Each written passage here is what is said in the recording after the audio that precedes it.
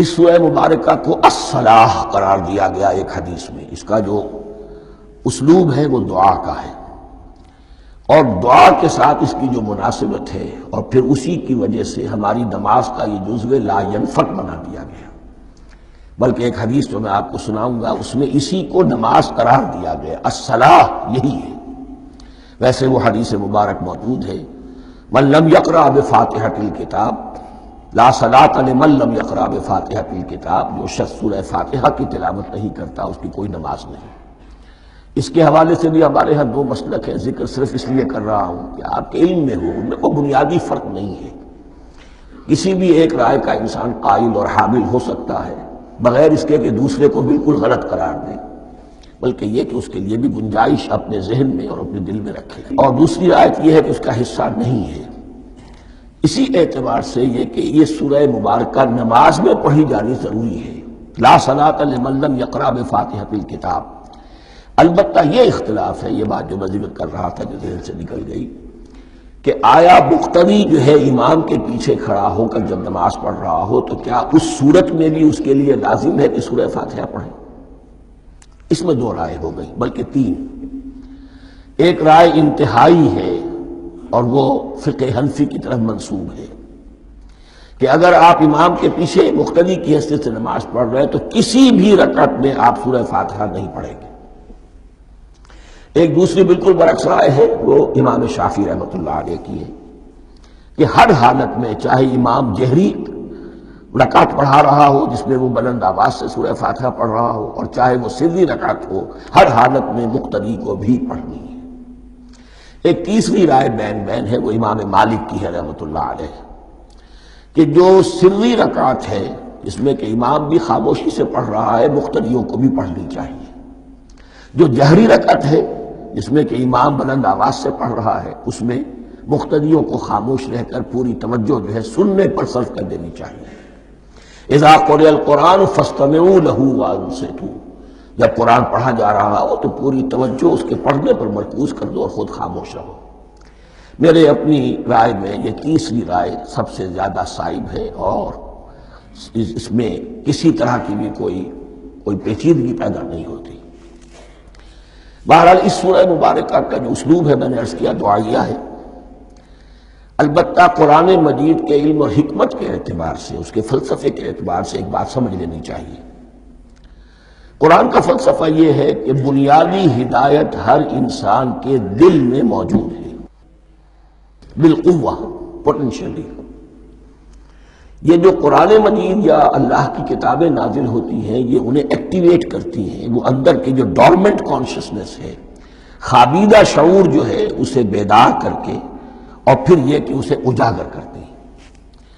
ہر سلیم الفطرت انسان اور سلیم العقل انسان، دو سلامتی یہ شرط ہے۔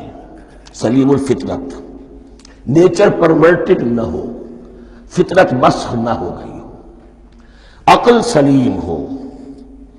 ان دونوں چیزوں کا نتیجہ یہ نکلتا ہے کہ وہ انسان از خود، بغیر کسی وحی کی رہنمائی کے، بغیر کسی نبی کی تعلیم کے سے استفادہ کیے ہوئے، از خود بھی کچھ حقائق تک پہنچ جاتا ہے۔ اور وہ حقائق کیا ہے؟ نمبر ایک یہ کہ اس کائنات کا ایک خالق ہے، وہ ایک ہے، اور وہ تمام صفات کمال سے متصف ہے۔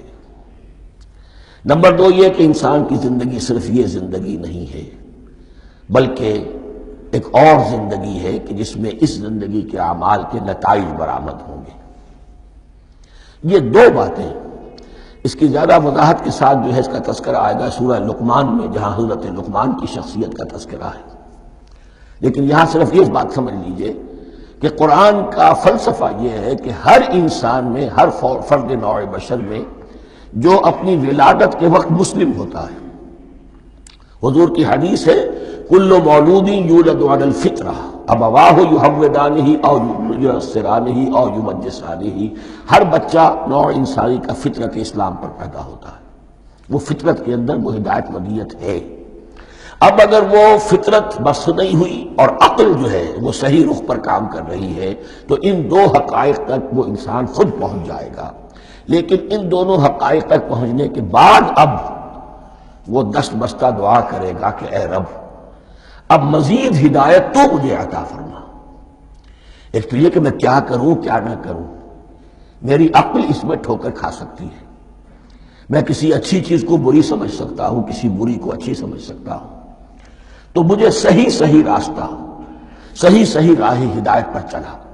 یہ دعا ہے جو انسان کرتا ہے جبکہ وہ ایمان باللہ اور ایمان بالآخرہ تک خود پہنچ چکا ہوتا ہے، اور یہ سمجھتا ہے کہ صحیح زندگی کا رخ یہی ہے کہ جس رب کو میں نے پہچانا ہے کہ وہ اس کائنات کا خالق ہے اور مالک ہے اور رب ہے، میں اس کی بندگی کروں، اس کی اطاعت کروں، اس کا حکم مانوں، اس کے راستے پر چلوں۔ لیکن وہ راستہ کون سا ہے؟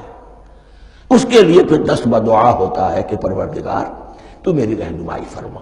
یہ مقام ہے کہ جہاں آپ سمجھ لیجئے اپنے آپ کو بھی آج اس جگہ پر تصور کرتے ہوئے پھر اس سورہ مبارکہ کو پڑھیے کہ آپ اس مقام پر اللہ کے فضل و کرم سے پہنچ چکے ہیں کہ اللہ کو آپ نے پہچان لیا اور اس کی توحید کو جان لیا، اس کی جملہ صفات کمال سے آپ واقف ہو گئے، آپ یہ بھی جان گئے کہ بڑھ کر اس کے حضور میں حاضر ہونا ہے اور وہ حساب کتاب لے گا۔ پھر آپ نے یہ عہد بھی کر لیا کہ اب زندگی گزارنی ہے اس رب کی بندگی میں، اسی کی فرما برداری میں۔ اب یہاں کھڑے ہو کر آپ پوچھتے ہیں کہ اللہ مجھے وہ تفصیلی ہدایت عطا فرما، ایسا نہ ہو کہ کبھی میں کسی راستے پر چلتا ہوا کسی پگڈنڈی پر مڑ جاؤں اور وہ تھوڑی سی جو ڈیوییشن ہو میرے راستے کی وہ میری عاقبت کو برباد کر دے۔ یک لحظہ غافل گشتم و صد سال راہم دور شد، اس لیے کہ ہوتا یہی ہے سیدھے راستے سے ذرا سی کوئی پگڈنڈی جو ہے تھوڑے سے اینگل پر نکلی ہے، لیکن جب چلتے جائیں گے آپ تو جتنا آگے بڑھیں گے اس پر، اس راہ صراط مستقیم سے آپ اتنے ہی زیادہ دور ہوتے چلے جائیں گے۔ یہ ہے قرآن مجید کی حکمت اور فلسفے کے اعتبار سے اس سورہ مبارکہ